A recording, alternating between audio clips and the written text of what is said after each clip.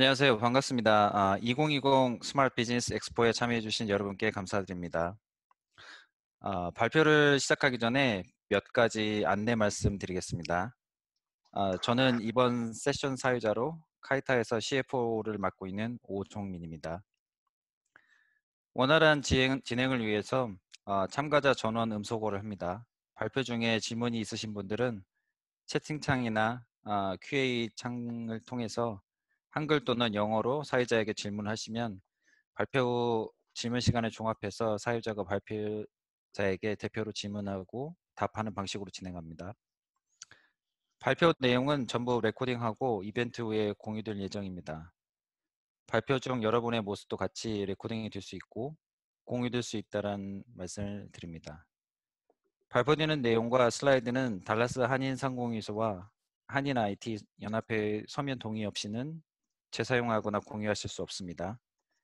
오늘 발표 내용이 필요하시거나 다른 분들과 공유하시기를 원하시는 분들은 달라스 한인상공회의소나 한인 IT 연합회에 연락해 주시기 바랍니다. 오늘 발표는 실리콘밸리의 의사결정 방식이라는 제목으로 유호현 님께서 발표해 주시겠습니다. 발표는 한국어로 진행됩니다. Welcome everyone. Thank you for all joining us today at 2020 Smart Business Expo. Before we start, I'd like to tell you a few housekeeping items. The moderator for this session is Jongmin Oh, who is CFO at Kaita. All participants will be mute through the session. Any questions you may have, please use the charts or chat or a Q&A window to the moderator, either in English or Korean. The moderator will collect all questions and ask the speaker later in Q&A if time permits. This session will be recorded and shared later. During the session, some of you may be included and shared as a part of the entire recording.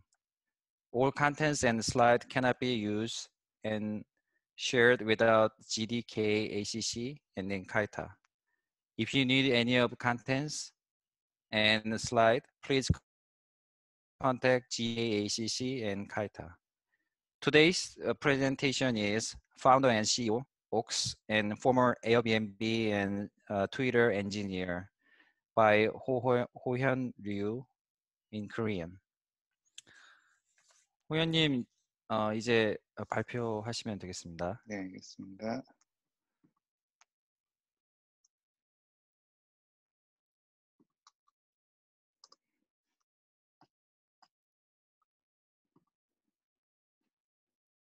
네, 안녕하세요. 저는 옥서폴리틱스라는 회사를 운영하고 있는 유호현입니다. 네, 저를 간단히 소개를 드리면요. 저는 연세대학교 인문학부에서 영문과 문헌정보학과에서 학부와 석사를 한 인문학도고요. 네, 그래서 사실 공대 쪽하고는 전혀 상관이 없었는데 어쩌다 보니까 트위터에 굉장히 운 좋게 들어가게 됐습니다. 트위터에서는 자연어 처리를 할 줄 알고 한국어를 잘하는 엔지니어를 찾고 있었어요. 그래서 저는 한국어는 자신 있습니다. 그러고 가서 심지어 한국어를 제가 잘하는지 못하는지 1시간 동안 한국어 면접도 봤었어요. 트위터에서.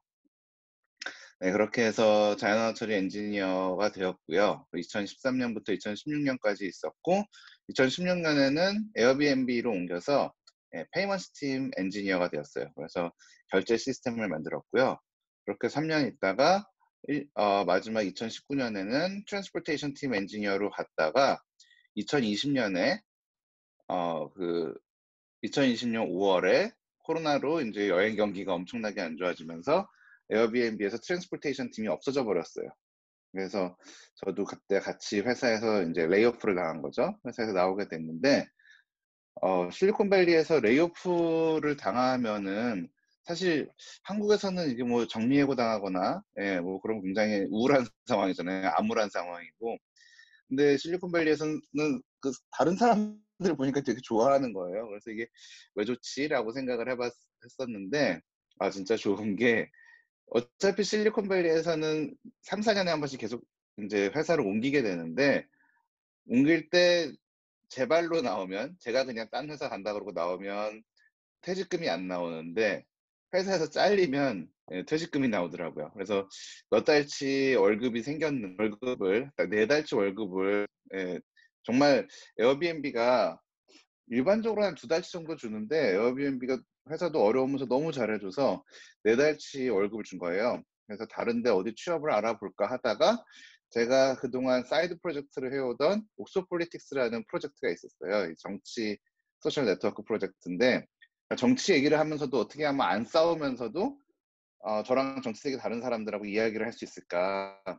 그게 제가 나름 해 보고 싶은 일이었는데 그거를 할 수 있는 기회가 돼서 에어비앤비에서도 4 개월치 월급을 주는 바람에 할 수 있는 기회가 돼서 시작을 했다가 투자를 받고 스타트업이 되었어요. 그래서 지금은 한국 법인인데 옥소폴리틱스라는 회사를 운영을 하고 있고요.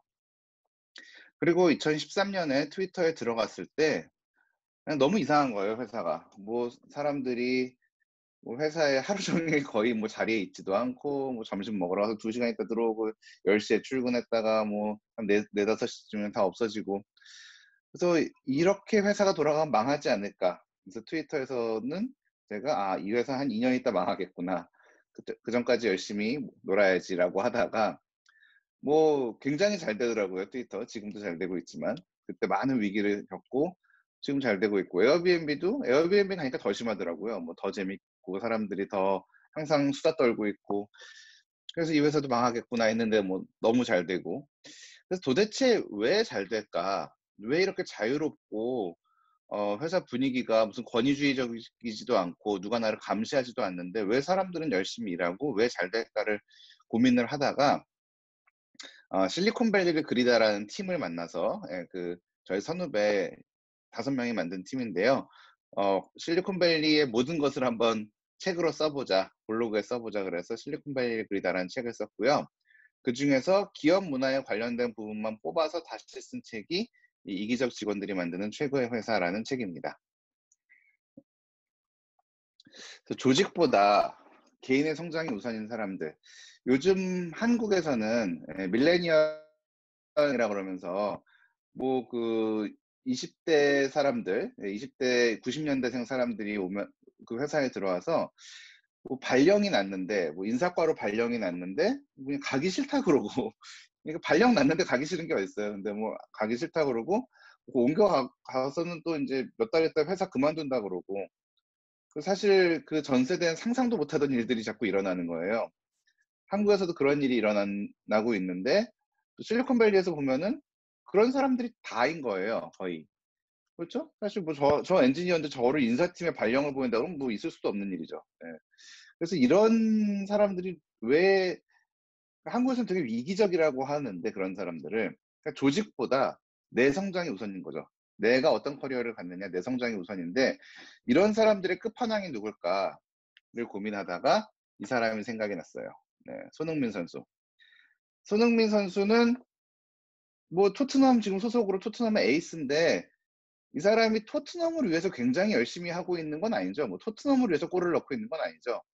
그냥 자기가 잘 나가려고 골을 열심히 넣고 있고 내년에 레알 마드리드에서 "야 연봉 2배 줄게 빨리 와." 그러면은 뭐 뒤도 안 돌아보고 갈 거 아니에요. 뭐 토트넘을 너무 사랑해서 그런 거 아니잖아요. 충성해서 그런 거 아니잖아요. 근데 토트넘은 이런 이기적인 팀에 충성한다고 말도 안 하고 "내년에 더 좋은 조건 있으면 바로 나갈 거야."라고 하는 사람 덕분에 뭐 작년엔 챔피언스리그 준결승도 올라가고 올해도 엄청 잘 나가고 있죠. 예. 실리콘밸리도 비슷한 구조입니다. 그래서 이런 사람들을 잘 쓰는 조직이 또 따로 있구나'라는 생각이 들더라고요. 이런 사람들을 사실 위계 조직 막 위계적인 조직에 넣어 놓으면은 사실 굉장히 퍼포먼스를 내기가 어렵거든요. 그래서 위계 조직 저는 그래서 뭐 너무 단순한 거긴 하지만 위계 조직과 역할 조직으로 한번 나눠서 대비해서 설명을 하기 위해서 좀 단순화를 시켜 봤어요. 위계 조직은 어떤 조직이냐? 네. 위계 조직은 맨 위에 그러니까 위계에 따라서 결정권이 주어지는 조직이에요. 그래서 맨 위에 있는 사람이 모든 결정을 다 내리고 그 결정에서 인제 각 부장들이 결정을 내리고 과장들이 결정을 내리고 실무진이 결정을 내리는 거죠. 즉 그 실무진은 결정을 안 내리고 열심히 시키는 걸 하는 거죠. 그래서 여기 머리를 보면은 맨 위에 사장님은 머리가 제일 크시고 그다음 점점 내려갈수록 머리가 줄어들다가 맨 밑에 실무진은 머리가 없어요. 왜 머리가 없냐? 실제로 머리가 없어야 돼요. 실제로 생각을 너무 많이 하면 안 돼요, 실무진이. 왜 그러냐 하면요. 위에서 결정을 해서 A 부장, B 부장, C 부장, D 부장한테 다 나눠 주잖아요, 일을. 그러면 인제 그 사람들이 과장들한테 나눠지고 그다음에 실무진한테 전달되는데 실무진 중에 한 사람이 "아 이거 좀 아닌 것 같은데요. 이거보다 훨씬 더 좋은 방법이 있을 것 같은데요."라고 하면은 인제 과장님이 "야 이거 저기 사장님 결제 난 거고 다른 부서들도 이미 이렇게 하고 있기 때문에 이건 못 바꿔. 그러니까 그냥 이대로 하세요." 그렇게 되는 거죠. 그러면은 이거 대화하는 시간이 낭비죠. 어차피 안 될 거. 그래서 이 사람은 생각을 많이 하면 안 돼요. 그래서 그냥 빨리 실행을 하고 그리고 또 열심히 수행을 하고 난 다음에는 정보가 생기잖아요. '아 사장님이 시키신 대로 이렇게 뭐 물건을 팔아 봤는데 안 팔리네요, 이 시장에서는.' 그런 걸 다시 올려보내야 되잖아요, 그 정보를. 그렇게 하기 위해서 보고서를 써야 되죠.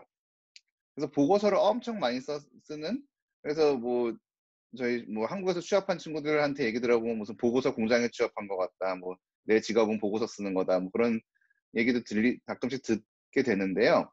뭐 모두 다 그런 건 아니지만요. 그렇게 해서 정보를 보고서를 통해서 위로 올리면 맨 위에서 또다시 결정이 내려오죠. 결정을 하고 다시 보고서 올리고 결정을 하고 수행하고 보고서 올리고 이런 사이클이 돌아가는 게 위계 조직입니다. 네. 뭐 한국은 위계 조직이다라고 하기는 어려워요. 한국도 지금은 역할 조직도 많고 네. 네. 그래서 역할 조직 설명을 안 하고 역할 조직이란 말을 썼는데요. 역할 조직은 어떤 조직이냐?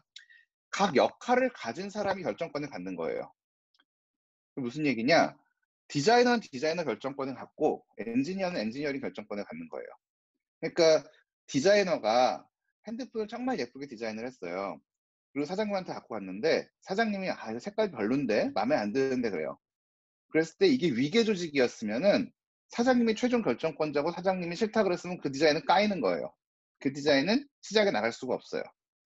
근데 역할 조직에서는 사장님이 싫다 그랬으면은 그거는 사장님 개인 의견이에요. 디자인 비전문가의 개인 의견이에요. 그래서 뭐 "사장님 개인 취향은 뭐 반영할게요. 근데 뭐 그렇다고 내가 디자인을 바꿀 건 아니에요." 뭐 그런 거죠. 그렇게 해서 디자인이 최종 결정을 해서 이걸 시장에 내보내는 거예요. 그럼 어떻게 되냐? 위계 조직에서는 잘 돼도 사장님 책임, 안 돼도 사장님 책임이에요. 그리고 사장님한테 합격을 딱 받는 순간 디자이너는 일이 끝나요. 뭐 사장님이 합격했으니까 나는 인제 다른 프로젝트 가서 딴 거 해야지. 그리고 뭐 사장님이 알아서 인제 뭐 시부를 하시든가 뭐 시장에 내놓든가 하시겠지. 그런 거고 뭐 잘 되면은 사장님이 골라서 내가 한 5 가지 시안 가져와서 사장님이 하나 골랐는데 잘 되면 사장님이 잘 선택하신 거고 못 되면은 뭐 나는 딴 게 더 좋았는데 사장님이 이걸 선택했으니까 할 수 없는 거고.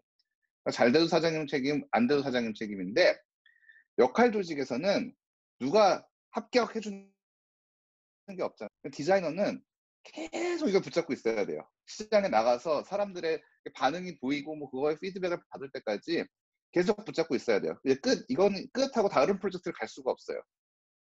그래서 계속 '이건 내 새끼다.' 그러고선 계속 가지고 가야 되고 시장에서 어떤 반응이 보이는지도 계속 캐치업을 해야 되는 거죠. 그렇게 하다 보면은 잘 안 돼도 제 책임이죠. 사장님 책임 없죠.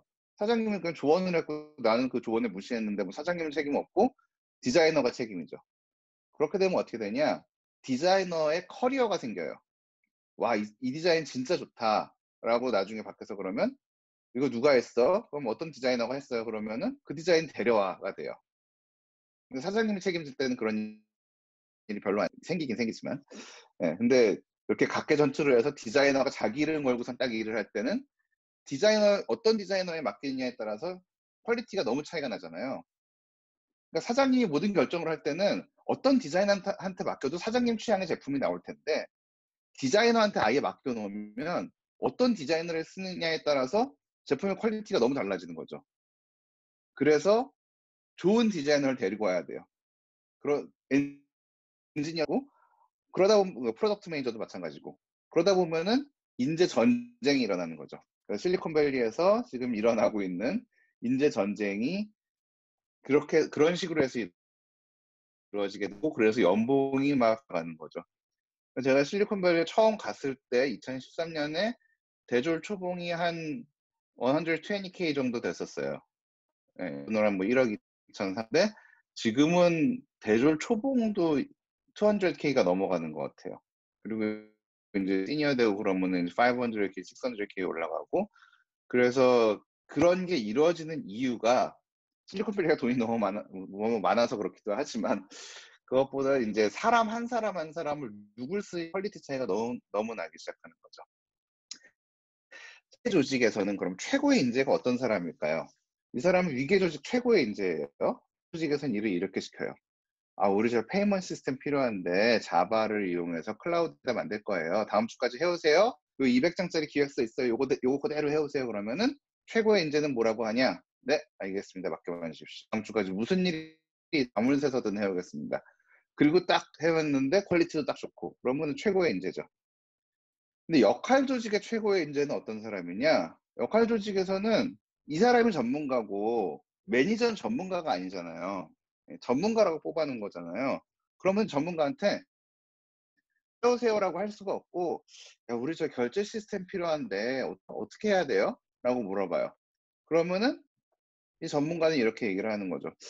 "우리 이걸 하는 목적이 뭡니까? 우리가 중국에 진출할 건가요? 한국에 진출할 건가요? 중국에 진출할 거면 알리페이를 인테그레이션 해야 되고 한국에 진출할 거면 카카오페이를 해야 되는데 어디를 진출할" 이런 질문들을 하고 다른 엔지니어들한테 가서 뭐 "야 우리 저희 텍 스택이 뭐 어떻고 무슨 어떤 데이터베이스를 써야 되고 어떤 클라우드 아마존이 좋니 구글이 좋니." 뭐 그런 얘기를 쭉 해 같이 토론을 하고 디자이너한테 가서 "디자인은 어떻게 했으면 좋겠어요?" 프로덕트 매니저한테 가서 "프로덕트 스페시피케이션은 어때요? 뭐 리ኳ이어먼트는 어때요?" 그걸 다 물어봐서 종합적으로 판단해서 '아 그러면 자바를 이용해서 아마존 AWS에다 만들어야겠다.'라는 결정을 딱 내리는 거예요 엔지니어가. 그래서 그리고 나서 자기가 프로젝트를 진행을 하고 '아 이걸 위해서는 몇 명 엔지니어 더 데리고 와야겠네. 저 엔지니어 다른 친구들한테 가서 야 나랑 같이 이거 할래?' 뭐 그렇게 해서 팀을 꾸려 가지고 만드는 거죠, 이제 프로덕트를. 그렇게 해서 이 사람이 다 하는 거예요. 그러면은 보고서를 쓸 일이 없어요. 누가 결정을 해줄 일이 없으니까. 내가 결정을 하는 거니까. 그 대신 내가 왜 이런 결정을 내렸는지는 설명할 수 있도록 산 PD에 남겨 놔야 되죠. 그래서 사내 위키를 주로 쓰는 게 역할 조직에서 있는 일이고요. 인제 위계 조직에서는 윗사람에게 보여주기 위한 보고서를 많이 쓰게 되는 거죠. 근데 인제 역할 조직에 위계 조직 최고의 인재가 들어온다. 그러면 어떻게 될까요? 예. 역할 조직에서 아까 말씀드린 대로 "야 우리 결제 시스템 필요한데 어떻게 생각하세요? 어떻게 만들면 돼요?" 그러면 위계 조직 최고의 인재는 이렇게 대답을 하겠죠. "네 열심히 하겠습니다. 최선을 다하겠습니다. 맡겨만 주십시오." 그래서 "아니 어떻게 하실 건데요?" "잘하겠습니다." 아니 잘이 아니라 어떻게 뭘 설계를 하든가 해서 "아니 설계도를 주시면 제가 열심히 하겠습니다." 설계도가 없다고요. 그러면은 인제 "아 무슨 회사가 이래요. 뭐 설계도도 안 해 주고 프로덕트 매니저는 뭐 하는 거예요?" 그러면 "아니 프로덕트 매니저는 기획자가 아니고요. 설계도를 만들어 주는 거는 엔지니어 본인이 하셔야죠." 그러면은 "왜 제가 그런 것까지 해야 되죠? 저를 왜 이렇게 대우를 안 해 주시는 거죠?" 뭐 인제 그러면서 싸움이 일어나는 경우가 있죠. 실제로 있었던 일이에요. 이제 한국에서 한 10년 이상 일하신 분이 에이스인데 정말 한국에서. 근데 실리콘밸리에 넘어오셔서 프로덕트 매니저랑 대판 싸우는 거예요. "왜 네가 리ኳ이어먼트를 정확하게 안 해 주고 왜 기획서를 안 만들어 오고 나한테 뭐라 그러냐." 그러고 프로덕트 매니저 "나한테 물어보지도 않고 너 혼자 리ኳ이어먼트를 만들어서 너 혼자 만들면 어쩌라는 거냐." 뭐 그런 식으로 해서 저는 큰 문제가 생겼던 적이 실제로 있었어요. 그리고 인제 위계 조직의 역할 조직 최고의 인재가 들어가면 어떻게 되냐, 위계 조직에서는 200 장짜리 기획서 딱 하고선 "야 이거 그대로 해 오세요. 사장님 결제 난 거예요. 다른 팀도 다 이렇게 하고 있어요. 해 오세요." 그러면은 역할 조직에서 하던 대로 인제 질문을 시작하죠. "자 이거 왜 하는 겁니까? 우리 회사가 뭐 중국 진출할 겁니까? 한국 진출할 겁니까?" 그러면은 "아니 그건 경영 정보고 당신은 알 거 없고 여기 써 있잖아요. 여기 카카오페이랑 인테그레이션 하라고 써 있잖아요." 그러면 "아니 지금 카카오페이가 베스트입니까? 한국에 진출한다고 해도 뭐 다른 페이먼트 시스템도 있고 네이버 페이도 있고 뭐 그런데 왜 카카오페이를 해야 합니까?" 아니 위에서 결제가 났다고요 그렇게. "그냥 하세요." 그러면은 "아니 지금 이것도 자바로 돼 있는데 지금 시대에 왜 자바를 씁니까? 지금은 파이썬으로 이걸 쉽게 구현할 수 있는데." "아니 우리 표준화 프로세스에 의해서 자바로 해야 되고 이미 결제가 났으니까 바꿀 수 없다고요. 하세요." 그럼 인제 이 사람의 최고의 장점은 종합적으로 판단하고 다른 여러 뭐 디자이너하고 소통하고 다른 엔지니어하고 소통하고 프로덕트 매니저하고 소통해서 리ኳ어먼트를 만들어서 딱 수행을 하는 건데 그 모든 재능이 모든 스킬이 아무 소용이 없어지고 그냥 시키는 거 하는 게 되는 거잖아요. 그래서 역할 조직인재가 위계 조직에 가면은 아무짝에도 쓸모없는 사람이 돼 버려요. 저 말만 많고 실리콘밸리에서 왔다고 되게 잘난 척하고 뭘 자꾸 위에서 결정한 거를 자꾸 자기가 더 좋은 아이디어 있다 그러고 왜 자꾸 바꾸려 그래? 인제 그렇게 되는 거죠. 그리고 반대로 위계 조직에서는 막 눈치 빠르고 성실하고 뭐 그러던 사람들이 역할 조직에 오면 아무짝에도 쓸모없는 사람이 되는 거죠. 왜냐하면 아니 일을 시키지 않으면 일을 안 하는 거예요. 일을 다 만들어서 기획서 이렇게 딱 써서 시키지 않으면 일을 안 하는 거예요. 그러면은 아무짝에도 쓸모없는 사람이 되고 자 위계 조직에 있는 사람에게 일어날 수 있는 가장 좋은 거는 뭘까요? 위계 조직에서 있는 사람에게 뭐 이직이 잘 활성화되지 않은 위계 조직에서는 제일 좋은 게 승진하는 거죠. 그리고 가장 안 좋은 게 잘리는 거죠. 그래서 잘리지 않기 위해서 열심히 일하고 승진하기 위해서 윗사람 말 잘 듣고 윗사람이 원하는 게 뭔지를 항상 생각하고 눈치 빠르게 하는 게 제일 중요하죠. 그래서 항상 생각하는 게 '아 우리 사장님은 아니면 우리 팀장님은 나에게 뭘 원하실까? 어떻게 하면 팀장님이 원하는 걸 내가 빠른 시간 내에 해낼 수 있을까?' 그게 제일 중요한 스킬이고요. 제일 항상 생각해야 되는 거고. 근데 역할 조직에 있는 사람한테는 상당히 달라져요. 역할 조직에 있는 사람은 아까도 얘기했듯이 2-3 년에 한 번씩 나가요, 회사를. 그러면 이 회사에서 승진하는 건 크게 도움이 안 돼요. 그러니까 손흥민이 그 팀에서 에이스가 되면은 물론 뭐 명성이 높아지고 좋은데 그거보다 더 중요한 건 뭐죠? 레알 마드리드에서 나를 불러주는 게 더 중요하잖아요. 뭐 맨체스터 유나이티드, 레알 마드리드 뭐 그런 훌륭한 팀들에서 나를 불러줘야지 더 좋은 거잖아요. 그래서 역할 조직에 있는 엔지니어에게 제일 중요한 거, 디자이너에게 프로덕트 매니저에게 제일 중요한 건 뭐냐면 '어떻게 하면 내가 나갔을 때 다른 회사들이 나에게 줄을 쓸까?' 구글도 오라 그러고 페이스북도 오라 그러고 뭐 에어비앤비도 오라 그러고 트위터도 오라 그러고 그런 상황이 제일 좋은 거죠. 아니 뭐 스타트업들에서도 막 오라고 난리를 치고. 근데 최악의 상황은 뭐죠? 어차피 2-3 년에 한 번씩 회사를 옮기니까 잘리는 건 괜찮아요. 근데 잘렸을 때 갈 데 없는 거. 이건 정말 최악이죠. 그래서 그렇게 되면 어떻게 되냐? 이 사람이 생각하는 건 '우리 사장님이 나에게 뭘 원하시지?' 그거 그렇게 크게 중요하지 않아요. 제일 중요한 건 뭐냐? '다음 회사가 나에게 뭘 원할까? 구글이 나에게 뭘 원할까? 그럼 내가 지금 이 회사에서 뭘 해야 구글에서 나를 데려갈까?' 뭐 그런 거를 생각하게 되는 거죠. 그래서 항상 이 사람이 생각하게 되는 건 뭐냐면 혁신이에요, 혁신. 새로운 거 자꾸 해야 돼요.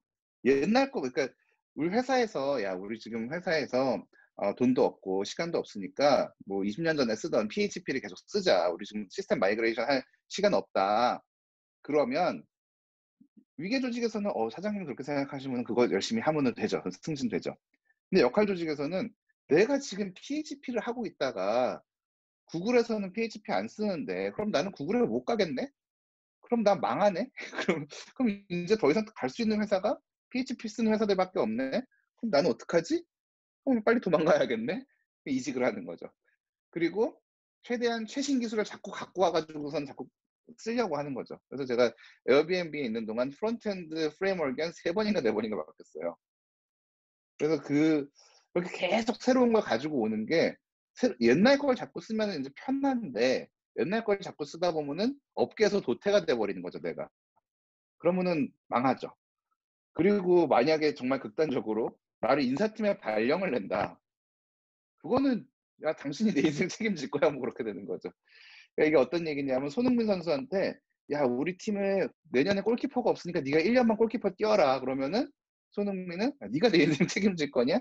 나는 지금 윙어로 커리어를 쌓아야 되는데 갑자기 내가 1년 동안 골키퍼를 하면 나는 인생 망하는 거 아니냐. 누가 윙어하다 골키퍼 1년 뛴 사람을 그 맨체스터 유나이티드에 데려가겠냐." 인제 그런 얘기가 나오는 거죠. 근데 그게 우리나라 밀레니얼들에게도 인제 시작되고 있는 거죠. "저 안 갈래요. 저 인사팀 안 갈래요." 인제 그런 얘기가 시작되고 있는 거죠. 네. 그래서 에어비앤비에서 에어비앤 매니저랑 이야기를 하는데 매니저가 인제 커리어 상담을 해 주는데 이렇게 물어보더라고요. "너 에어비앤비 떠날 때 어떤 사람이 되고 싶어?" 그렇게 물어보더라고요. So who do you wanna be when you leave Airbnb? 그래서 저 leave 안 할 건데요. 그래서 저는 그렇게 저 Airbnb 너무 좋은데요. 저 회사에 계속 다닐 건데요. 그랬더니 그게 매니저가 그게 아니라 회사가 망할 수도 있고 네가 뭐 더 좋은 회사에 오퍼를 받을 수도 있고 그래서 회사를 떠나게 됐을 때 "너는 어떤 사람이 되고 싶어?" 그러는 거예요. 그래서 글쎄요.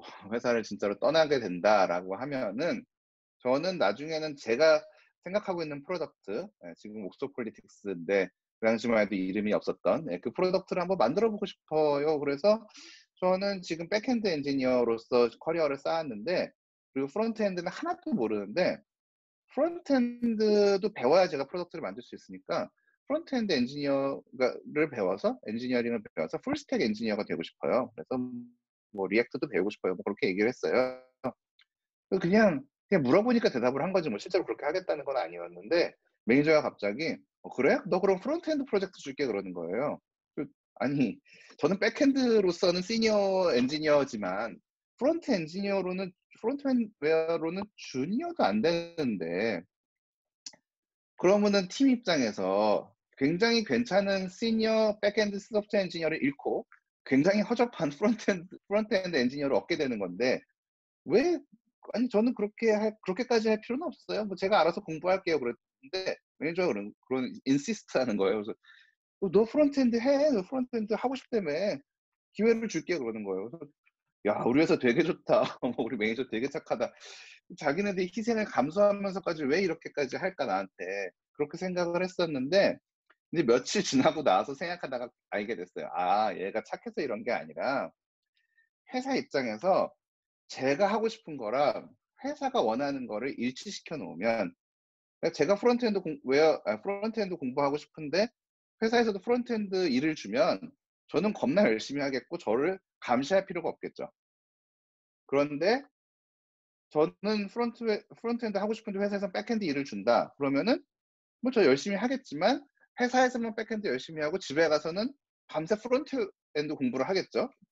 그러면 회사 입장에서는 얘를 두 배로 일을 시킬 수 있고 감시도 안 해도 되는데 인제 그다음부터 얘가 계속 회사에 앉아서 프론트엔드 공부하고 있는 거 아닌가 감시도 해야 되고 밤에 집에 가 가지고선 잠 안 자고 자꾸 프론트엔드만 하고 회사에서 퍼포먼스 안 나오는 거 아닌가 그런 감시도 해야 되는 거죠. 근데 최악의 경우가 어떤 경우냐 사람 뽑을 때 실리콘밸리에 세 가지 경우가 있는데 한 가지는 아까 얘기한 대로 내가 하고 싶은 거랑 회사가 원하는 거랑 직원이 원하는 게 같은 거예요 경우예요. 에어비앤비에서 사람 뽑는데 저도 에어비앤비 같은 거 만들고 싶었어요. 에어비앤비를 보니까 너무 좋고 나는 나의 꿈이에요. 그래서 저 이걸 하고 싶어요라고 하면은 그 사람은 뭐 들어와서 뭐 알아서 하겠죠. 열심히 하겠죠. 실력만 있으면. 근데 그게 첫 번째 케이스고 두 번째 케이스는 뭐냐면 저는 에어비앤비 자체에는 관심이 없는데 최고의 소프트웨어 엔지니어가 되고 싶어요. 그리고 에어비앤비는 에서 있는 동안 소프트웨어 엔지니어링을 배워서 그래서 최고의 소프트웨어 엔지니어가 될 거예요. 라고 하면 뭐냐? 원래 그 사람이 가고 싶은 있는데 에어비앤 회사 입장에서는 네가 나를 도와주면 내가 네가 가고 싶은 길을 갈 수 있도록 도와줄게. Help me, help you가 되는 거죠. 그게 두 번째 케이스예요. 근데 세 번째 케이스, 최악의 케이스는 뭐냐면 나는 아무것도 하고 싶지가 않고 그러니까 캔디데이트이 저는 별로 하고 싶은 게 없어요. 그냥 회사에서는 돈을 열심히 벌고 뭐 시키는 거 다 할게요. 시키는 거 정말 열심히 하고 저는 뭐든지 할 수 있어요. 뭐 밤을 새서라도 시키는 거 다 할 수 있어요라고 하면은 한국에서는 그게 최고죠. 근데 실리콘밸리 입장에서는 되게 난감한 거예요, 매니저 입장에서는. '내가 얘를 어떻게 매니지해야 되지? 내가 얘를 모티베이션을 어떻게 주지?' 얘가 하고 싶은 게 없는데 모티베이션을 주려면 둘 중에 하나밖에 없어요. 당근을 주든가 채찍을 주든가. 그래서 혼내든가 아니면은 돈을 많이 주든가 뭐 그렇게 하는 수밖에 없는 거죠. 뭐 "야 너의 열정을 다해서 에어비앤비를 같이 만들어 보자." 그런 거 안 통하는 거죠. 그래서 굉장히 매니지하기 난감한 사람이 되어 버리는 거죠. 그래서 제가 하루는 회사에 앉아 있는데 코딩을 하고 있는데 너무 행복하다는 생각이 드는 거예요. 그래서 뭐 하루하루 회사에 있는 게 행복하다. 뭐 일을 뛰어나게 잘하고 있는 것도 아니고 젊은 애들에 비해서 능력의 한계도 느껴지는데 그냥 행복하다. 커피를 너무 많이 마셔서 그런가? 뭐 그렇게 페이스북에 올렸어요. 그랬더니 댓글이 이렇게 달리는 거예요, 한국에 있는 친구들한테. 뭐 "이거 뭐야 무서워." 뭐 그러고 "호연아 마약하는 거 아니지. 걱정된다." 뭐 "호연아 가까운 병원에 빨리 가 봐." 뭐 그러는 거예요. 그래서 왜 생각을 해 보니까 우리나라에서 일할 때 회사에 있는데 행복하다 그러면은 이상한 일이었어요. 디폴트는 불행한 거였고 행복하다 그러면은 과장님이 "너 요즘 일이 부족하니?"라고 말씀하셨어요. 그래서 일을 더 많이 받지 않으려면 과장님 저 어제도 밤샜고요. 어제도 진짜 힘들게 일했고요. 막 오늘도 막 지금 너무 힘든데 막 저는 왜 이렇게 예 정신력으로 극복을 하고 열심히 일을 할 거예요." 그렇게 얘기를 하면은 일을 더 안 주고 정말 수고했다." 그러고 인제 뭐 술도 사 주고 뭐 그러셨었어요. 그래서 항상 이렇게 힘든 척을 해야 되는데 실리콘밸리에 와서 일을 하면서 제가 힘들고 "야 나 어제 밤샜어." 그러면은 "왜 무슨 일이야? 왜 밤을 샜어? 무슨 일이야? 너 일이 너무 어렵니? 너 실력에 안 맞니 이게? 너 일을 줄여 줄까?" 그러는 거예요. 그래서 "아니 그게 아니라 나는 열심히 한다고." 뭐 "열심히 하는 건 좋은 거잖아." "아니 그래도 네가 건강을 해치면서까지 그렇게 하면 안 되지." 그러면서 되게 능력 없는 사람이 되어 버리는 거예요. 그리고 매니저가 제가 해피하지 않으면 굉장히 걱정을 하면서 자기가 심지어 자기 일을 안 한 게 돼 버리는 거예요. 저를 해피하게 만들어 주는 게 매니저의 역할인 거예요. 그래서 그렇게 해서 내가 퍼포먼스를 항상 최상의 컨디션으로 내는 게 굉장히 중요하게 생각을 하더라고요. 그래서 행복이라는 생각을 하면서 '왜 나는 회사에서 행복할까? 그리고 왜 한국에 있을 때는 행복하지 않았을까?'라고 생각을 하면서 매슬로우의 피라미드를 옛날 심리학 저희 교양 시간에 배웠던 매슬로우의 피라미드를 한번 생각을 해 봤어요. 그러니까 제가 행복에 대해 알고 있는 유일한 프레임워크인데 이 5단계의 모든 욕구가 순차적으로 적용이 되고 그러니까 생리적 욕구를 다 채워야 안전 욕구를 추구하게 되고 안전 욕구를 다 채워야 소속과 사랑 욕구를 추구하게 되고 그래서 쭉 올라가서 자아 실현 욕구까지 채우면 행복하다, 만족스럽다. 그게 이게 이 이론이잖아요. 회사에서는 행복하려면 어떻게 해야 하나 한번 생각을 해 봤어요. 그랬더니 생각보다 간단하더라고요. 생리적으로 잘 먹고 잘 쉬면 되고 그렇죠? 뭐 배고프지 않고 그러면 되고 안전적으로 협박당하거나 괴롭힘 당하지 않으면 되겠죠. 뭐 회사에서 뭐 이럴 일이 뭐가 있겠냐마는. 그렇죠. 그리고 팀원들 간의 원만한 관계를 갖고 회사가 너를 존중해 주고 "아 네가 있어서 너무 좋아."라고 얘기해 주고 그리고 내 장점과 전문성을 살려서 자발적으로 기여를 해서 막 제가 만든 소프트웨어가 막 세계로 막 팔려 나가고 뭐 그러면은 진짜 좋겠죠. 그래서 이게 그냥 다 차고 있어서 행복함을 느꼈는데 그렇다면 불행하려면 어떻게 해야 되느냐? 생리적으로 늘 피곤하고 힘들면 일단 불행하겠죠. 근데 아까도 말씀드렸듯이 늘 피곤하고 힘들어야 인정받는 구조였죠, 한국에서는. 그래서 그리고 맨날 밤새 술 먹고 야근하고 그 상태에서는 뭐 행복할 수가 없겠죠. 행복하다는 말이 안 되는 거죠. 생리적 욕구가 충족이 안 되는데. 그리고 일 못하면 잘린다고 협박당한다. 아까 말씀드린 것처럼 당근과 채찍, 내가 하고 싶은 게 없으면 당근과 채찍이 오게 되고 그럼 협박이 올 수밖에 없죠. 그리고 팀원들 간의 관계가 경쟁 관계가 된다. 공채로 뽑으면 경쟁 관계가 되겠죠. 다 대리인데 한 사람 과장 달고 그러면. 그렇게 하다 보면은 다른 사람들과 늘 비교당하고 내가 존중감을 얻지 못하게 되죠. 그리고 내가 싫어하는 일을 해야만 한다. 예.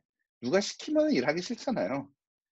예. 하루는 제가 인제 저녁 먹고 상을 닦고 있는데 와이프가 그러더라고요. "오빠 상 좀 닦아." 그러더라고요. 근데 상을 제가 자발적으로 시작해서 닦고 있는데 닦기 싫어지는 거예요. 와이프가 그러니까. 얘기 시키니까. 엄마가 공부하라 그러면 공부하기 싫은 것처럼. 그리고 한국에 있을 때는 어른들이 "야 네가 지금 프로그래밍을 너무 좋아하지만 앞으로 네가 이걸 직업으로 하면 진짜 싫을 거다. 신물 날 거다. 그래서 너무 프로그래머가 돼야겠다는 생각하지 마라."라고 얘기를 하시는 거예요. 그래서 실제로 한국에서 일을 할 때는 좀 싫었어요. 하루 종일 코딩만 보고 있고 그리고 집에 가서는 진짜 컴퓨터도 켜기 싫을 정도였는데 근데 실리콘밸리에서 너무 좋은 거예요. 제가 하고 싶은 만큼만 하고 하기 싫으면은 그만하고 놀 만큼 놀고 그리고 인제 집에 가서도 그러면은 좀 컴퓨터를 꼴도 보기 싫은 게 아니라 컴퓨터를 보게 되고 그러다가 인제 사이드 프로젝트도 하게 되고 그렇게 해서 만든 게 옥서 폴리틱스라는 건데요. 그래서 실리콘밸리에서 또 제일 되게 신기했던 것 중에 하나가 의사결정을 하는데 권위에 의존하지 않는 거예요. 권위에 의존하지 않는다는 게 무슨 얘기냐? 우리나라에서는 뭔가 한국에서는 뭔가 싸움이 일어나면 직원들끼리 싸움이 일어나면은 과장님이 와서 해결을 해 주고 과장님도 해결이 안 되면 부장님이 해결해 주고 쭉 올라가서 사장님이 해결해 줄 수도 있고 그렇잖아요. 이렇게 윗사람이 해결을 해 주잖아요. 근데 역할 조직에서는 뭐 위에 사람이 해결해 주는 일은 거의 없는 거예요. 그리고 크게 싸우지도 않고 누가 옳으네 그르네 싸우지도 않고 뭐 싸우는 경우도 있지만요. 그래서 '왜 이게 가능할까?'라고 생각을 하다가 인제 뭐 연구도 하고 우리 디렉터한테도 물어보고 그래서 "이거 도대체 우리 회사가 의사결정을 어떻게 하길래 이렇게 안 싸우는 거야?"라고 물어봤더니 이런 얘기를 하더라고요. 다이알렉틱이라는 얘기를 하더라고요. 그러니까 변증법, 정반합. 정 있고 반이 있으면 정과 반 중에 누가 옳은지를 선택하는 게 아니라 새로운 해결책을 만들어 낸다. 정반합을 이야기를 하던데 이런 식이에요. 우선 사람마다 입장을 명확하게 해 줘야 돼요. 입장을 명확하게 해 준다는 건 뭐냐? 엔지니어는 엔지니어 입장이고 디자이너는 디자이너 입장인 거죠. 그럼 엔지니어 입장에서는 당연히 엔지니어링 팀에 돈을 더 많이 줘야 되고 디자이너 입장에서는 디자이너 팀에다 더 투자를 해 달라라고 하겠죠. 그랬을 때 그럼 의견이 형성이 되죠. 엔지니어링 팀에 더 투자해 주세요. 디자이너 팀에 더 투자해 주세요라는 의견이 생기겠죠. 그리고 그거는 그러니까 데이터를 가지고 그 의견을 지 그 이걸 보니까 우리 그 회사가 엔지니어가 부족해서 퍼포먼스가 떨어지니까 이 데이터에 기반해서 엔지니어링을 더 엔지니어를 하이어해 주고 우리에게 돈을 주세요라고 할 수 있고 디자이너 입장에서는 아니 우리가 UX가 안 좋다는 게 이렇게 유저 테스트에서 나오는데 디자인을 더 많이 뽑아 줘야 되지 않냐 인제 그런 얘기를 할 수 있겠죠. 그러면은 이 얘기를 가지고 그러면 엔지니어링 팀이 이기냐 디자이너 팀이 이기냐를 하는 게 아니라 그럼 다 모아 놓고 아 이렇게 되니까 엔지니어링 쪽에 이만큼 부족하고 디자이너 쪽에 이만큼 부족한데 그러면은 이걸 다 아우를 수 있는 그러면은 엔지니어 3 명, 디자이너 1명 정도 뽑으면 되겠네요라고 하는 새로운 결론을 내는 거죠. 엔지니어가 이겨서 엔지니어 다 가져가는 게 아니라. 그렇게 해서 정반합으로 가면서 꼭 윗사람이 이렇게 권위자가 나타나지 않아도 문제를 해결할 수 있는 이런 방식을 배우면서 '아 이거를 우리나라 기업에도 적용하면은 정말 좀 합리적인 의사결정이 가능하겠다.' 윗사람의 판단력에 모든 것을 맡기지 않고 그런 우리 전체의 판단력 다 프로페셔널들이니까 '전체의 판단력을 골고루 잘 사용할 수 있겠다.'라고 생각을 해서 '아 이거를 한국 기업에 전하고 싶다.'라고 해서 쓴 책이 "이기적 직원들이 만드는 최고의 회사"라는 책이고요. 예. 지금도 좀 제목을 너무 길게 만든 게 아닌가 생각을 하고 있기는 해요. 네. 근데 이거를 또 생각을 하면서 이거를 기업에도 중요하지만 '우리나라 정치에 적용을 하면은 되게 괜찮지 않을까?' 우리나라 정치는 굉장히 권위주의적이잖아요. 그러면은 이런 적이지 않고 시민들끼리 결정을 해 나갈 수 있는 또는 국회에서 사람들이 정당 투표하지 않고 국회의원들끼리 서로 의견을 나눠서 투표를 해서 결정을 할 수 있으면 되게 좋지 않을까라는 어떻게 보면 허황되고 그런 생각을 하게 돼서 이거 기업에도 적용했으니까 '정치에도 적용할 수 있지 않을까.'라는 생각을 하게 돼서 인제 제가 근데 정치학 서적을 쓸 수는 없잖아요. 정치학 교수도 아니고. 그리고 저희가 정치학 서적을 쓰면은 아무도 안 읽을 거 아니에요. 그래서 이번에는 제가 '아 이거를 코드로 한번 써 보자.' 그래서 플랫폼을 한번 만들어서 '이게 실제로 정치에서 가능하다는 걸 한번 보여줘 보자.'라는 생각을 했어요. 그래서 회사를 예 옥스폴리틱스라는 회사를 만들어서 그래서 인제 OX를 통해서 자신의 입장을 계속 밝히고 그리고 그 데이터를 모아서 이게 인제 정치 지형도예요. 그래서 정치 지형도에 보면은 이렇게 다양한 사람들이 다양한 생각들을 OX를 통해서 나타내 주었고 그랬을 때 나는 어디에 있고 인제 왼쪽으로 갈수록 진보 쪽이고 오른쪽으로 갈수록 인제 뭐 태극기 부대나 그쪽하고 가까워지는 건데 그런 쫙 큰 스펙트럼을 인제 보여주면서 '나는 어디 있고 나는 중도인가? 나는 중도 좌파인가? 나는 완전 좌파인가? 나는 우파인가?' 그걸 스스로도 잘 모르잖아요. 그 스스로 테스트를 통해서 알게 하고 그럼 나의 입장이라는 게 생기죠. 나는 진보로서 얘기를 하는데 근데 이게 자기 입장을 밝히고 얘기를 하면은 훨씬 덜 싸우게 돼요. 왜냐하면은 "아 문재인 나쁜 사람이야."라고 누가 얘기를 한다면 그거는 엄청나게 뭐 진짜 지금 듣기도 좀 이렇게 무서운 예 엄청난 싸움이 될 수 있는 이야기인데 "나는 호랑이야. 나는 문재인 지지자야." 그 내가 문재인이 나쁘다고 하는 거랑 원래 문재인을 싫어하는 사람이 문재인이 나쁘다고 하는 거랑 완전 다른 얘기인 거죠. 다가오는 느낌도 다르고. "너는 사자니까 그렇게 말할 수 있겠지." 그렇게 되는 거죠.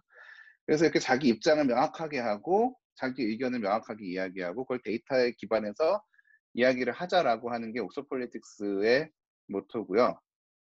그렇게 해서 궁극적으로 하고 싶은 건 뭐냐? 어 이렇게 커뮤니티가 이 저기 버블이라고 하죠. 폴리티컬 버블이라고도 하고 에코 챔버라고도 하는데 이렇게 자기네들끼리만 인제 얘기를 하잖아요. 뭐 진보들끼리 얘기하고 보수들끼리 얘기하고 지금도 뭐 트럼프 지지자들끼리 얘기하고 바이든 지지자들끼리 얘기하고 그런 사람들끼리 막 모여서 얘기를 할 때 그 얘기들이 자기네들끼리만 얘기하고 전달이 안 될 경우가 많잖아요. 그리고 실제로 뭐 대통령한테 전달을 할 때는 대통령 지지자들 얘기만 자꾸 들어가고 반대 사람들은 전달도 안 되는 경우도 많잖아요. 그래서 "왜 우리 의견은 묻히는 거야?" 뭐 그리고 이 지지자들 사이에서도 좀 목소리 큰 사람들의 의견이 더 많이 들어가겠죠. 그럼 이 최종 결정권자가 보기에는 '야 이거 다 X라고 생각하네. 여기 9명 중에 3대 3대 3 이고 X라고 생각하는 사람이 3분의 1 밖에 없는데 결정권자가 보기에는 두 사람은 X라고 생각하고 한 사람은 Y라고 생각하는 거죠. 그러면은 '야 6대 3 6대 4로 뭐 X가 이겼네. 그러면은 압도적으로 의견 X가 유리하군요.'라고 하겠죠.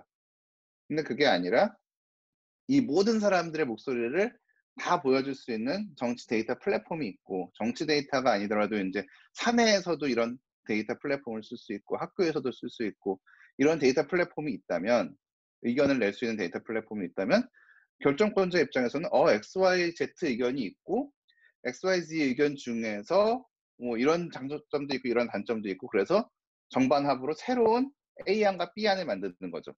XYZ 중에 누가 이기는 게 아니라.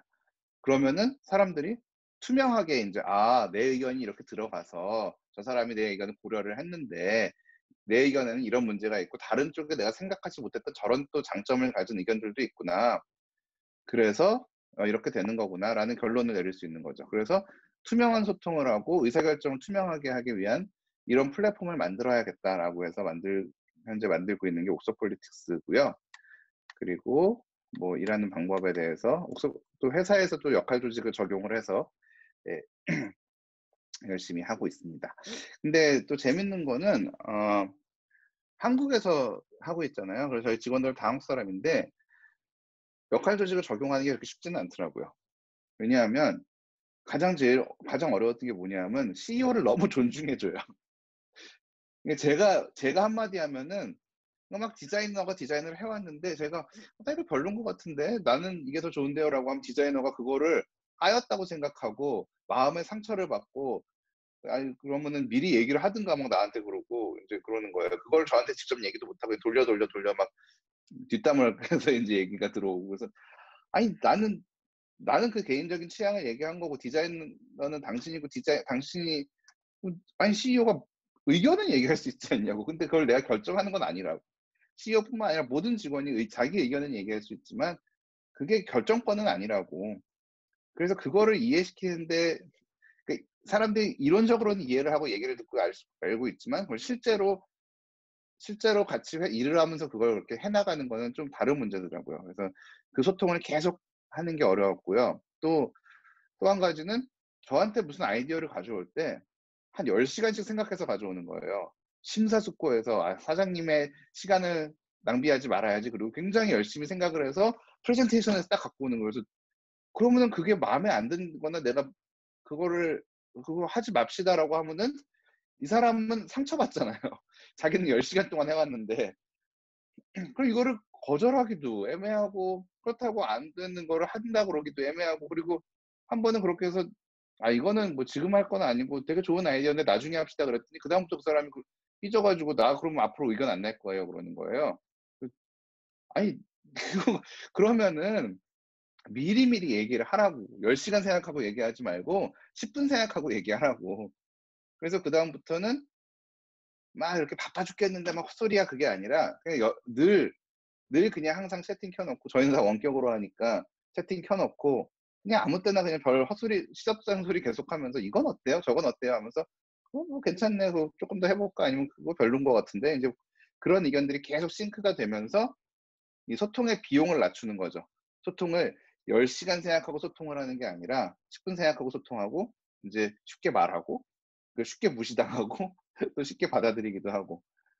그게 우리나라 문화에 적용을 할 때는 이게 굉장히 어려웠어요. 그래서 이거를 적용을 하려고 해서 많은 소통을 해야 됐어요. 그리고 자율성을 저희 회사에서 굉장히 중요시하는데, 자율성이 역할조직의 핵심이잖아요.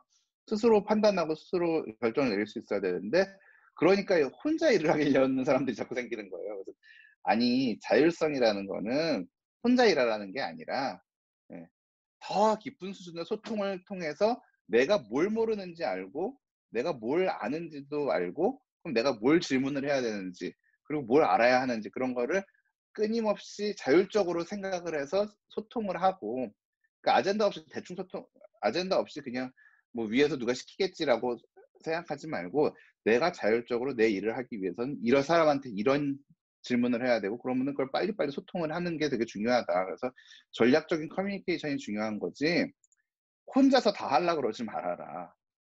그래서 하나를 가르쳐 주면 열을 아는 게 제일 나쁜 거다. 하나를 가르쳐 줬는데 열을 안다는 건 9가지 오해를 한 거다. 그래서 한마디를 하면 한마디를 알아듣고, 오히려 한마디가 명확하지 않으면 10번을 물어봐서 하나를 가르쳐 주기 위해서 10번 말을 하는 오버 커뮤니케이션이 더 중요하다. 예, 그거를 인제 전달하는, 그냥 이걸 전달하는 데 되게 시간이 좀 걸렸는데, 전달하고 나서는 굉장히 또 잘 돌아가고 있는 것 같아요. 현재 그런 문화 차이에 따른 그런 저희 경험적인 문제가 있었습니다. 그래서 제가 쓴 책은 이 책이고요. 페이스북에서 저를 이렇게 찾으시면 윌 호현류를 찾으시면은 보실 수 있고요. 실리콘밸리 그리다 유튜브는 접었고요. 안 하고 있고요. 그리고 인제 차라리 이메일을 써 놔야겠네요. 네. will@oxfordpolitics.com으로 이메일 주셔도, 질문을 주셔도 되겠습니다. 질문이 하나가 올라와 있는 것 같네요. 네. 네, 발표 끝나셨나요? 네, 끝났습니다. 예. 그러면 Q&A 세션으로 넘어갈까요? 네. 예. 제가 슬라이드.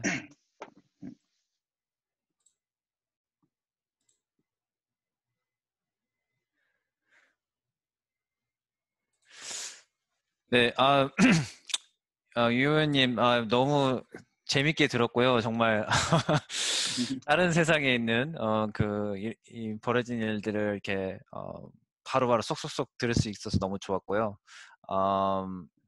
정말 오늘 시간 내 가지고 이렇게 참여한 게 너무 잘했다, 이런 생각이 많이 들었습니다.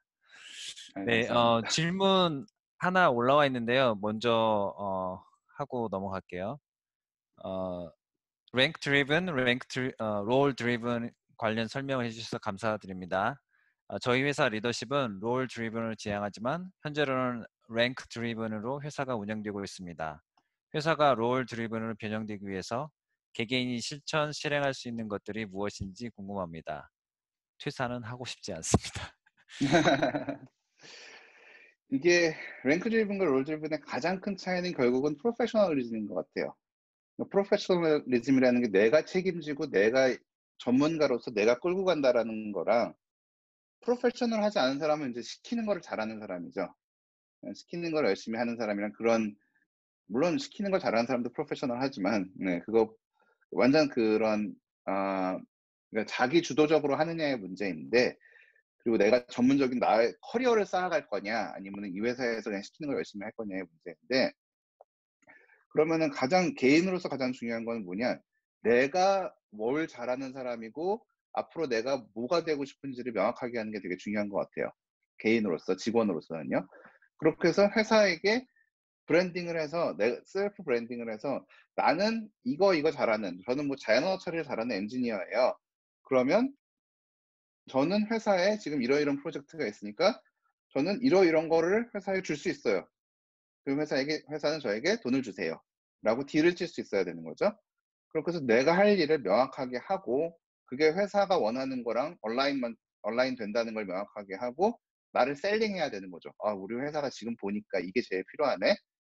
그럼 내가 이걸 해서 내가 회사에 임팩트를 크게 주겠어요.' 그러면 임팩트를 딱 주고 나면은 이제 뭐 승진도 되고 뭐 연봉도 오르고 다른 회사에서 저를 데려가려고도 하고 인제 그런 일들이 생기겠죠. 근데 그게 아니라 인제 가만히 앉아서 시키는 일을 하다 보면은 시키려면 위계적일 수밖에 없잖아요, 일을. 그래서 위에서 원하는 거를 그냥 이렇게 얘기해 줄 수밖에 없고 그러면 일을 할 수밖에 없고 그러면은 나는 이 일 저 일 시키는 거 열심히 해 가지고 정신없이 몇 년을 보냈는데 나한테 남는 건 별로 없는 것 같고 그러니까 이 자기 커리어가 있으면 한 방향을 향해서 걸어가게 되는데 자기 커리어의 방향이 없이 시키는 일을 계속하다 보면은 그냥 중구난방으로 일을 많이 해서 뭔 경험은 쌓인 것 같은데 딱히 내가 내세울 건 없는 내 브랜드는 안 생기는 거죠.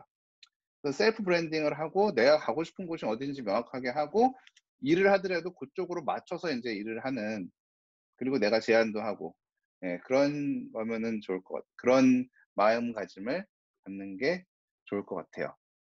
그리고 프레젠테이션 덱을 말씀하셨는데 제가 그냥 구글 도구로 공개를 해 놨거든요. 그래서 그거를 링크를 그냥 보내 드리면 될 것 같아요. 네. 다른 질문이 지금 안 올라와 있는데요. 제가 네. 준비한 질문을 조금 드릴게요. 네. 그 경력에서 에어비앤비와 트위터에서 엔지니어로 일하셨는데 두 네. 회사의 워크 컬처에 대해서 조금 차이점에 대해서 좀 얘기해 주실 수 있을까요? 사실 제가 인제 꼭 말씀을 드리고 싶은 것 중에 하나인데 역할 조직은 실리콘밸리에 존재하지 않아요. 무슨 얘기예요? 역할 조직은 제가 만든 거예요. 그래서 뭐 페이스북 사람들이 막 "우리 회사 역할 조직하자." 뭐 그런 일은 당연히 일어나지 않죠. 역할 조직은 뭐냐면 그 실리콘밸리에서 성공한 회사들의 어떤 핵심적인 공통점을 모아서 만든 개념이에요. 이게 제가 만든 역할 조직이라는 개념인데 실리콘밸리 기업들은 다 다른 문화를 가지고 있어요. 트위터도 다르고 에어비앤비도 다르고 페이스북도 다르고 구글도 진짜 달라요. 근데 구글은 완전 엔지니어링 드리븐으로 엔지니어링을 완벽하게 하려는 소프트웨어 엔지니어링을 완벽하게 하려는 회사고 페이스북은 막 빨리빨리 해 가지고 막 페일 패스트하고 막 해키하게 하는 게 페이스북이고 트위터는 뭐 한 그 중간 정도? 빨리빨리 하면서도 데이터 드리븐 컬처가 굉장히 강하고 전 데이터 드리븐 컬처를 굉장히 안 좋아하는데 개인적으로. 아니 사람의 인사이트가 되게 중요할 때가 많은데 근데 데이터가 안 나온다고 그거를 프로덕트 체인지를 안 하는 경우가 되게 많이 있었어요. 그리고 에어비앤비 같은 경우에는 재밌는 게 따뜻함을 좋아해요. 따뜻함을 추구해요. 예.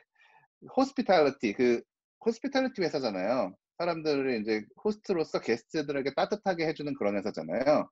그래서 엔지니어들끼리도 따뜻함을 추구해요. 그래서 서로서로 도와주고 잘 알려주고 누가 못하면은 가서 도와주고 뭐 그런 걸 되게 중요시하는 신기한 엔지니어링 문화를 가지고 있어요. 그래서 그렇게 각자 다른데 그래서 진화가 일어나고 있는 거예요. 온갖 회사들이 다 각자 다른 어떤 회사는 굉장히 위계적으로 하고 어떤 회사들은 뭐 어떤 회사는 굉장히 자유롭게 하고 뭐 그렇게 어떤 회사는 다 리모트로 하고 그러는데 살아남은 회사들만 모아서 그 공통점을 추려 보니까 역할 조직이라는 개념이 나온 건데 그러니까 실리콘밸리의 문화는 지금도 계속 변하고 있죠. 계속 진화하고 있고 예 제가 이 역할 조직이라고 개념을 만든 것도 인제 금방 아웃데이트 될 수 있죠. 어느 회사가 뭐 위계 조직적으로 했는데 굉장히 잘 되더라.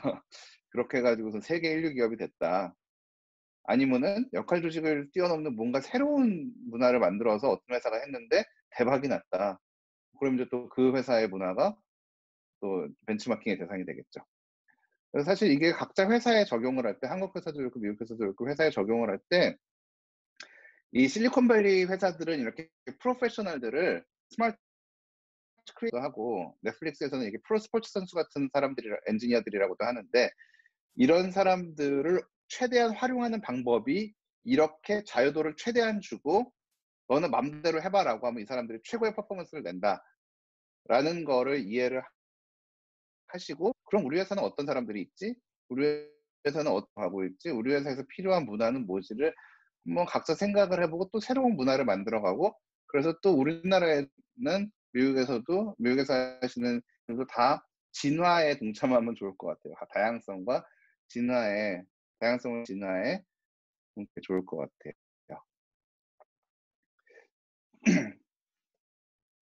네. 롤 드리븐 질문이 올라왔는데요.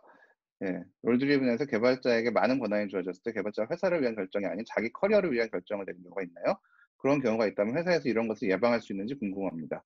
뭐 대부분 자기 커리어를 위하지만 회사의 임팩트가 굉장히 커리어랑 직결돼 있잖아요. 그러니까 제가 열심히 일을 했는데 회사에서 아무 임팩트가 없어요. 거의 뭐 제 개인 프로젝트 같은 걸 했어요. 제가 만약에 에어비앤비에서 옥소폴리틱스를 만들고 있었어요. 그러면은 에어비앤비의 임팩트가 전혀 없잖아요. 에어비앤비 프로덕트의 임팩트가 전혀 없잖아요. 그러면은 회사에서 임팩트가 제로가 되니까 잘리거나 퍼포먼스가 제로가 되면서 인제 큰 문제가 생기겠죠.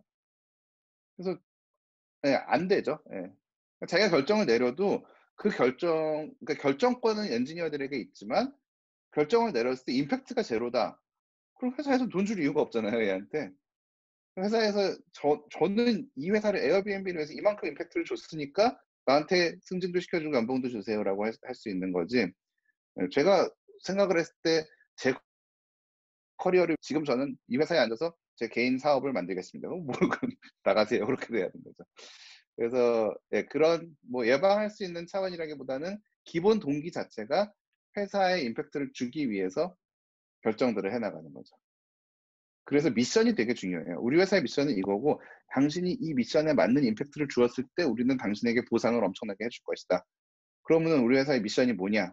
그게 굉장히 중요해서 실리콘밸리 회사들은 미션이 굉장히 명확하죠.